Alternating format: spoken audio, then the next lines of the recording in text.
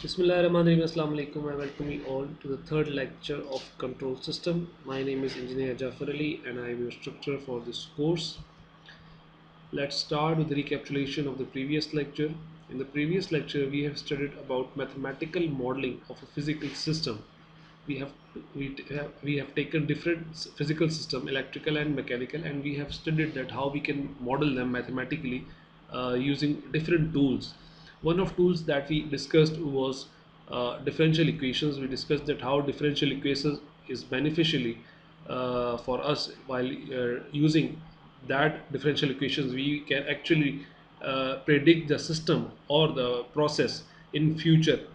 After that we discussed about Laplace transform, that why do we need Laplace transform for uh, that system. We learned that we have to take the system from time domain into frequency domain so that it is easy to process, and we then learned about inverse Laplace transform, and the reason of doing the inverse transformation was that to take the system back to time domain, because we have learned that time domain analysis is quite easy as compared to frequency domain analysis, but the processing of frequency domain is much more easier than differential equations or in time domain. So this is basically the transformation cycle, that we take the system in time domain, we transform the signal into frequency domain, we process the signal over there using different tools like partial fraction, and we discussed about three cases of partial fraction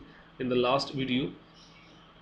And after we have completed the processing in frequency domain, we took the signal back to the time domain by using inverse Laplace transform technique. So this whole is termed as basically the transformation cycle. After that, we have learned about transfer function. We know that the transfer function is basically the relationship between the input and output, and you can easily find the transfer function by using some tools that we will be doing in the current class, as well as we did in the last class. Few of examples we were done in the last class as well. So we started with a modeling of electrical circuits, and now we will take that circuits into more complexity level, and after that we will discuss about mechanical systems, that how you can model a physical system of basically mechanical quantities while using these techniques. And in the last inshallah in the next lecture, or after that, we will discuss about electromechanical system, that how you can combine this electrical network and mechanical network to form an electromechanical system. So starting with the recall, we have discussed that there are three basic components of electric network, that is capacitor, resistor and inductor, and we have learned about their different formulas in the previous semester. You have learned about these formulas, but now there is the application of these formula. We will be using these formula to solve our differential equations, and after that we will take them into the Laplace transform into frequency domain. Now let's start with a little bit complex structure of electric network. To solve a complex electrical network, those with has multiple loops or nodes, using mesh analysis, we can perform the following steps. The number first step would be you have to replace all the passive elements with the values of their impedance. So you have to replace the passive elements that are basically energy dissipating elements. You have to replace them all by their impedances, equal impedances. After that, we will be replacing all the sources and time variables with their Laplace transform. We will see that in example as well.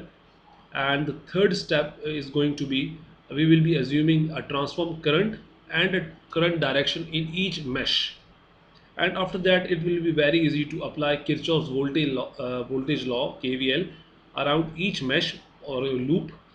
And after that, we will be solving the equation simultaneously to find the output, and in the last we will be formulate.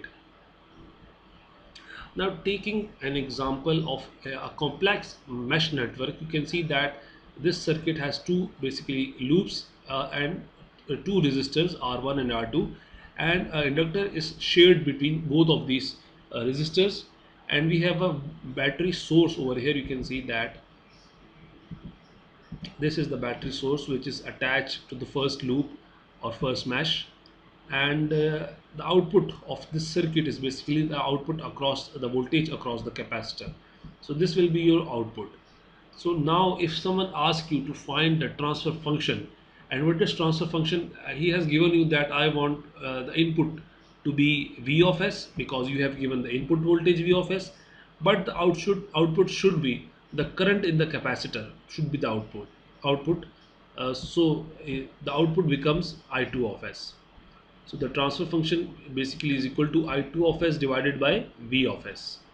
So he asked you, or in the exam, you are asked to find the transfer function across this circuit. So it means that you have to find the current in this region, and you have to divide that current with the input voltage to find the transfer function. And this transfer function will tell you about all the details of the electric network in time domain as well, after you take inverse Laplace of all these circuits.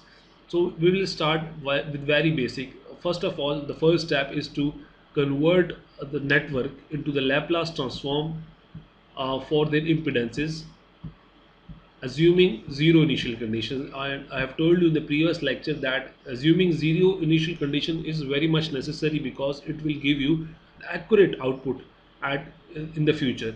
Because if you store some initial current or initial charge in inductor, let's say, and you measure the transfer function, and let's say the value of gain is 2, but this too will be the reason because of the charge. The charge will be responsible for this too. In the future, it is not possible that you would be having same charge store every time in the capacitor. So the value will not always be 2. So this is, you should make sure that the current, the initial conditions of this circuit, all the components of this circuit should be equal to 0. Now what we did, we basically transformed each of the components in this network into its equal Laplace transform. For example, V of t become V of s, and L become Ls. You know that L is equal to di by dt. So here 1 di by dt corresponds to 1 s, and this I of t becomes I1 of s. Similarly, this I2 becomes I2 of s, and there is no need to change the R2. Basically, you know that V is equal to I here. There is no derivative involved in the equation for voltage or current across the resistor. So you see that there is no derivative involved over here. So you do not need to put s for R1 and R2, and you know that C becomes 1 over Cs, because it has derivative or integral on the other hand side. So the value will be S will be in the denominator.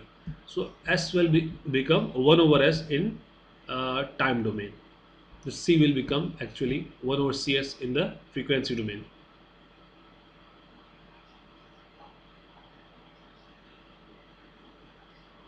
Now this is our step 1, where we basically transform all the components of this network into their equal transformed Laplace functions. Pause the video over here and try to solve these all the equations in these used in this numerical one by one by yourself.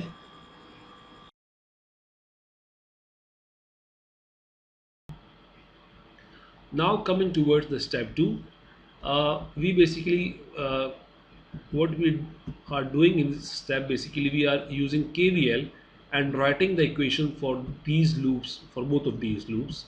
So you see that for mesh number 1, I mean for this network, the voltage rise will be equal to voltage drop. And you see that there is one voltage rise over here, and there are basically two voltages drop. One will be here and one will be here.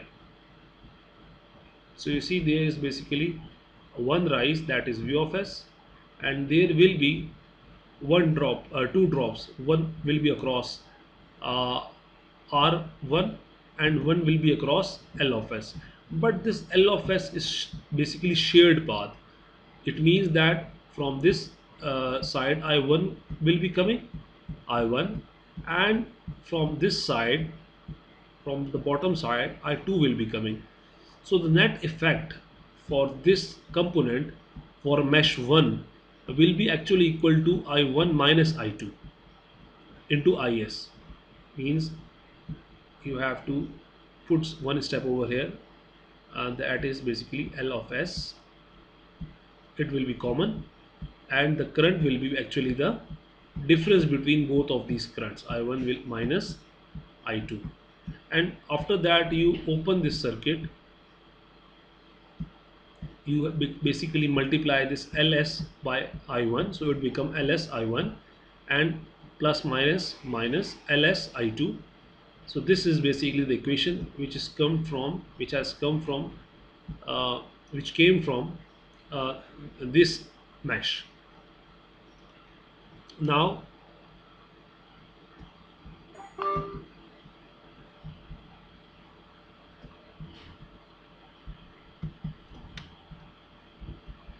now we will be taking mesh number 2. So you see that there is no voltage rise across here, but there are 1, 2 and 3 voltage drops. So you see that the voltage rise is equal to 0, and there are basically 3 drops, 1, 2 and 3. But this again Ls has shared current with the first mesh. So again using the same property, that, but for this loop the overall current will be I2 minus I1, because we are in mesh 2. So mesh 2 will be first, and I1 is coming from this side. So this is basically I2 minus I1. So that is the reason this minus is come with, has come with this I1. So after rearranging them and solving them, we get Ls minus Ls I1, and we take all of I2 common from these three terms, I2, I2 and I2 of S.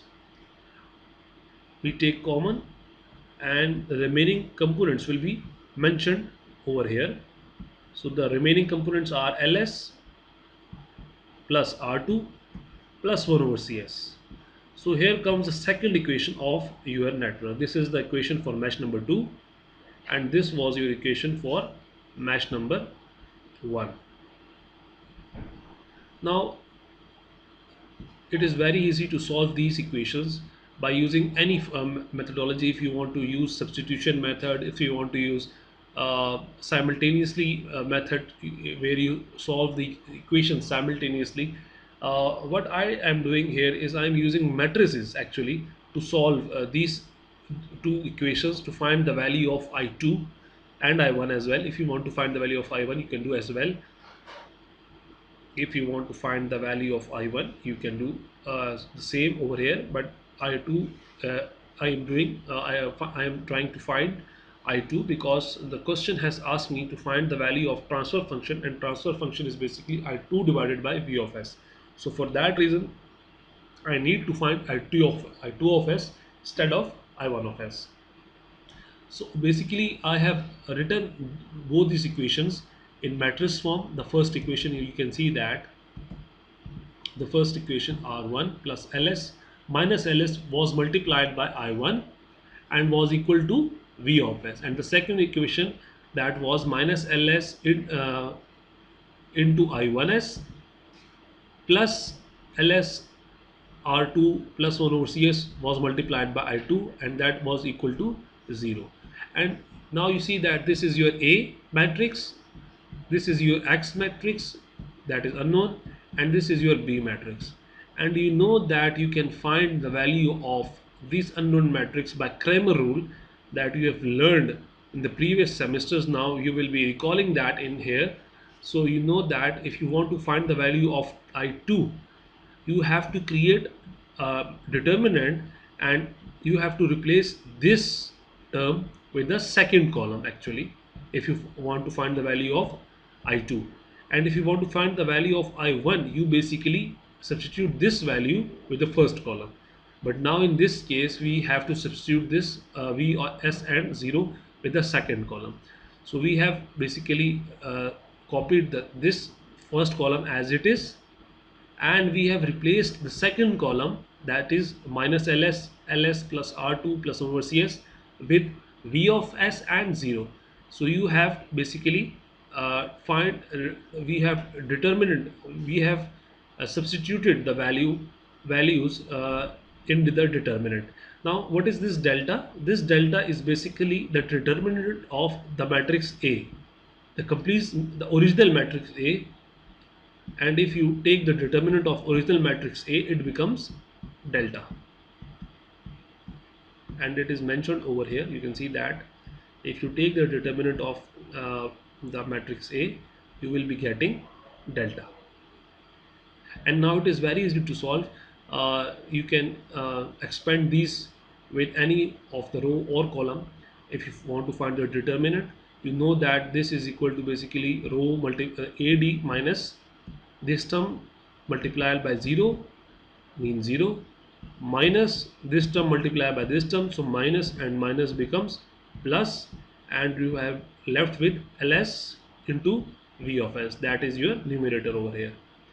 And to find the value of delta, you can easily take the determinant of the denominator, that is basically the original matrix A, and we have found basically the value of delta.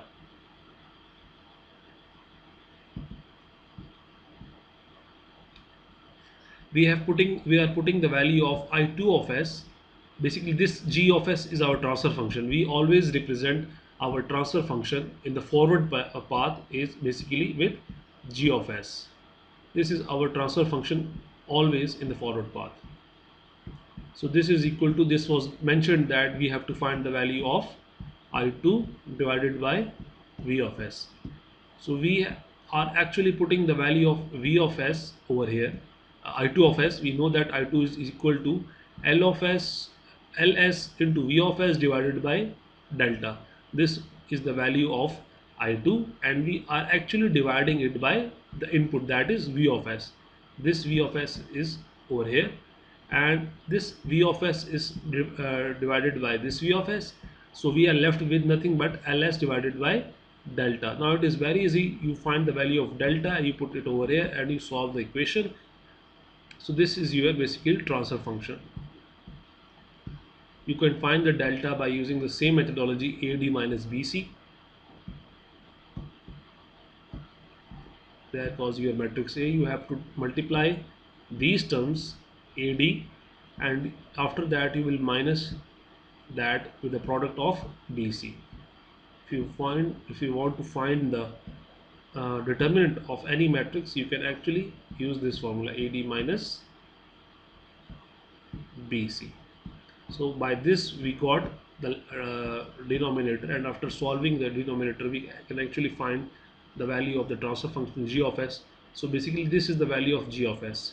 It means that if you want to do to find the transfer function, you can use this methodology.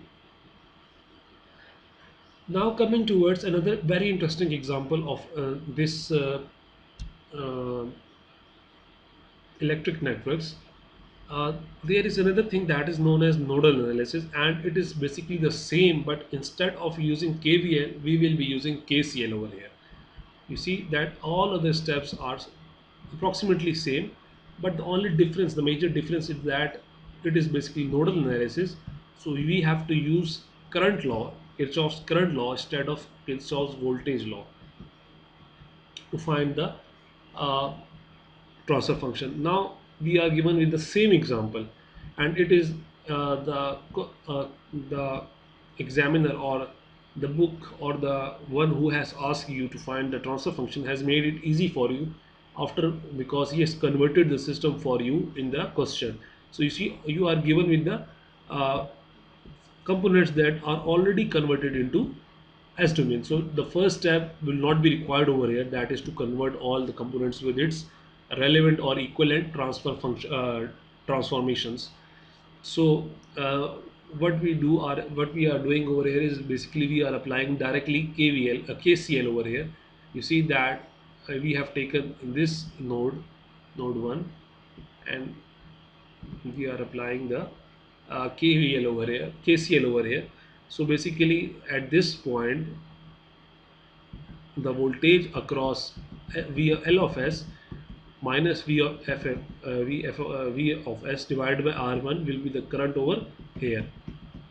The current entering over here, basically this is I1, let's say I1. So I1 will be equal to V L of S minus V of S divided by R1. So this is basically your this I1 current entering the node, and it should be equal to the current leaving the node. So or the total nodes, the total current or the sum of the current at this point should be equal to 0. So we have two other paths. One is this path and the other one is this path. So for this path, you see that the current will be VL of S minus VC of S divided by R2. It is over here. And the third path was VL of S minus 0, means VL of S again, divided by L of S. So this is your third term. So the third three quantities should be equal to 0. It is basically KCL, that the current entering the node should be equal to the current leaving the node. And using this KVL, we have basically solving this further to more simplify this equation, and we have got this equation after simplifying the above equation. We actually got this equation from this equation. It's nothing as difficult as it seems. You just have to solve this. We have just solved this equation. Now the second step is that we have to rearrange and express the resistances as conductance. You know that uh, the relationship between resistance and conductors in is reversed, or you can say that it's reversely proportional. So basically G of 1 means 1 over R1. The lesser the value of resistance, the greater is basically the value of conductivity. Or if you take vice versa, it means that if you increase the resistance, the conductivity decreases. So this is represented by a formula over here, that is G is equal to 1 over R. Similarly, G2 will be equal to 1 over R2. Now we are just replacing the values of G1 and G2 with R1 and R2 in the previous equation. We knew that this term is multiplied by divided by R1. So it means the 1 over R1 is now converted into G1. This R has gone, and instead of this R1 we have mentioned G1 over here. Similarly, with this term we have mentioned G2 over here instead of 1 over R2. You see that after solving this, we have got this equation in terms of VL of S and VC of S. So if you remember in the last methodology where we used mesh analysis, we were taking the terms for I1 and I2. If you remember in the previous example, what we were doing was we were taking I1 and I2 as common. Now in this case you will be taking voltage as common. So we took VL of S and VC of S common, and we are remained with this equation. So this is the equation for node number 1, that is over here. Now to find the value of node number 2, we did the same procedure. I hope that you will do it by yourself. We did the same procedure, and if you have any question, we will discuss that in class inshallah also. Do not need to worry. If you have any difficulty in understanding how these equations are derived, you can easily ask it on in the class time. I will definitely solve it to you on paper inshallah, but I am giving some time to you so that you can solve it by yourself. So you see that it will be more beneficiary for you, and you will be learning a lot by doing it by yourself. So after simplifying the second node as well, we will be getting this equation. Now it is very easy for us because now we are going to do the same matrices procedure to or any other process by for finding the value of actually VC and VL of S, because these two are unknown. In like in the previous example, I1 and I2 were unknown. So in this example, basically VC and VL is basically unknown. You see that we are using the same methodology of matrices. We have written the first equation over here, and we have written the second equation in the denominator, and we can easily find the value of VC by just replacing the second column with this matrix, that is B. This will be shifted over here, and after that, let's say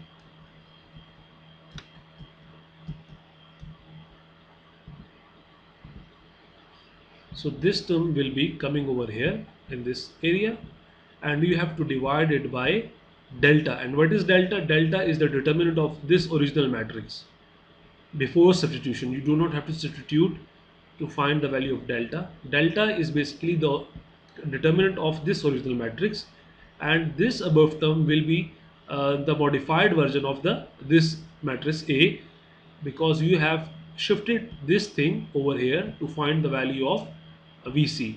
Similarly, if you want to find the value of VL of S, you can substitute this value with the first column. But now it is mentioned that we do not want to find the value of VL of S. We are actually interested in VC of S. So we are substituting this value with the second column. And by this you will be finding VC of S. Now once you have find out about VC of S, the value of VC has turned out to be the value of solving after solving these equations, the value of VC has turned out to be G1 G2 divided by C multiplied by S. Now it is very easy to solve further, because now you know that the transfer function, that is G of S, is equal to V of C of S divided by V of S, which is mentioned in the next slide. I think yes, it is mentioned over here. You see that the transfer function is given by VC of S divided by V of S, and you know that VC of S is equal to G1 G2 divided by C into S. We have found it in the previous slide, and you have to divide it with the VC V of S, and you can easily find V of S from this equation. You can easily find V of S. You can see that V of S is nothing but this whole term divided by G1. This is your V of S. You know that if you want to find the value of V of S, you can easily find using this equation. You just have to divide this G1 on both hand sides. So V of S will be equal to this term, this whole term divided by G1. So we have just written it down, divided by G1, and after solving it, we got this answer. It means that if you are using this system, so we have found the output divided by the input, that is basically the transfer function, and it is termed as G of S. Pause the video over here and try to solve all the equations that we used in the numerical. Write down each and every step and make everything clear to you.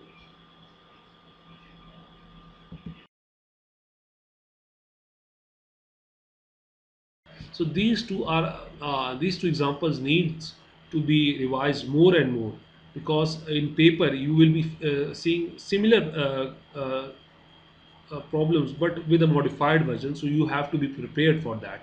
I have done two examples in this class, and I hope that you will try to solve as much examples as you can. There are about 50 more than 50 examples in the book, including the numerical sides.